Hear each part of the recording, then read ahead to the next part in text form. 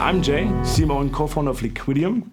I'm working for Liquidium. I co-founded Liquidium 2.5 years ago, and since then we are building in the Bitcoin ecosystem, and we are the biggest and leading lending protocol for all assets like ordinals, BRC20s, and runes, and that's what we are doing as of right now.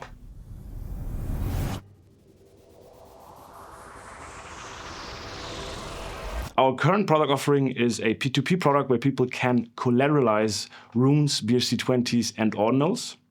On the other side, there are people which can lend out Bitcoin and get a yield on their Bitcoin, writing loans to those people, collateralizing those assets I just mentioned. This is our current and running product. We also revealed a new product in Vegas last week, Liquidium cross-chain loans. There we are going to go cross-chain. We are going to connect different ecosystems where people can borrow and lend native assets across chains within a simple user interface.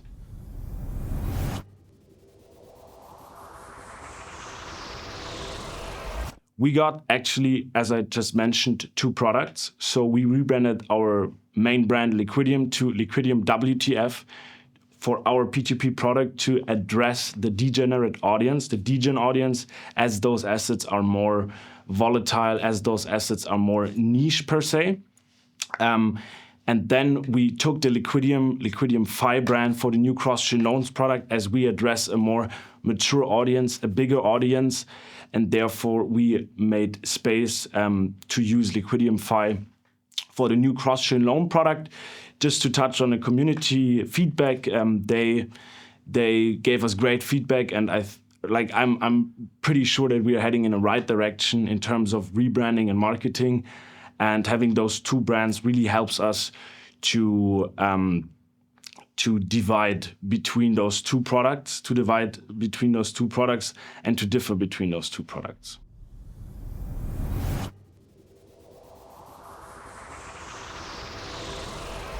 People always want to use their capital in the most efficient way. So with wrapped assets, you're always having to bridge those assets. You always have to pay extra fees. You always have to wait. So your capital is not used in the most efficient way. That's why most of the people prefer native assets, as they don't have to bridge, as they mostly don't have to wait to bridge, as they don't have to pay extra fees to bridge. So capital efficiency is mainly improved that way. And obviously, if you get your loans faster, if you pay less fees, your capital works more efficient and therefore improves capital efficiency. This approach really mitigates the risk because people don't have to bridge their assets. A lot of funds got lost in bridging. A lot of bridges got hacked because the security wasn't top-notch. So people are hesitant to bridge as they have those scenarios which happened in their mind. So bridging still has some risk attached to it. That's why people stick to native assets. And on the other side, a lot of custodians which bridge those assets obviously have to hold the specific native asset one-to-one in their treasury, for example, to give out those wrapped assets. Some of those companies are not as public, so we don't even know if they have the one-to-one backed asset.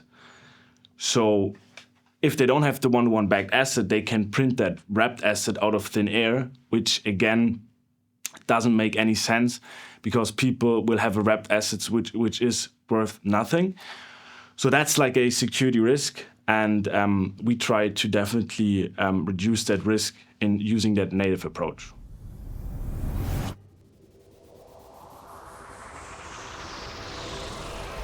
As of right now, we support pure Bitcoin. We plan to support Ethereum from the right get-go for cross-chain loans. We plan to support Ethereum-based EVMs, like Base, for example. And then we are tapping into Solana, tapping into their liquidity. And yeah, we don't know what the future holds then, but those are the main chains we plan to support at the beginning.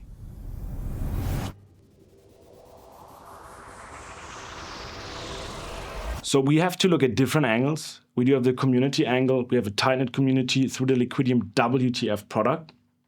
So those people will help us test. Those people will help us iterate. So this is like the one approach, community-based approach. Then on the other side, we are working with partners.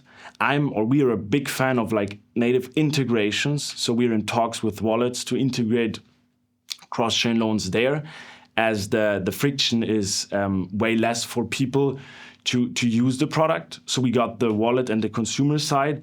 And then obviously we got the foundation side. So we are in contact with different foundations that they will support us from the get-go to, again, get the trust, to maintain the trust, and to build the trust for this new ecosystems we are targeting.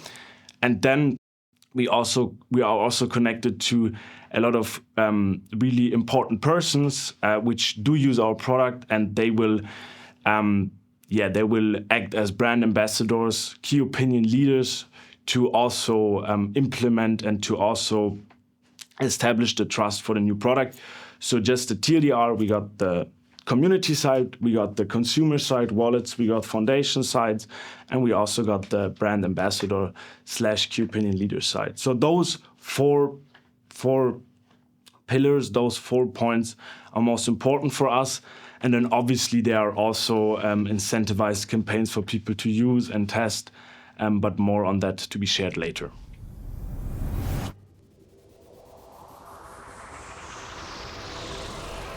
BTCFi will be big. We see stuff on ETH, we see stuff on Solana, but there's a lot of idle Bitcoin sitting around in cold wallets which is not used. Those people want native yield on their Bitcoin and they want to use their Bitcoin. Therefore, they need to have product for their Bitcoin. If you look at the market caps, the Bitcoin market cap is the biggest market cap around in all crypto native currencies. So if we build products for BTCFi and people use their products, BTCFi will be as big as other DeFi ecosystems or even bigger. So I'm really, really bullish on BTCFi, and I see a great future for that.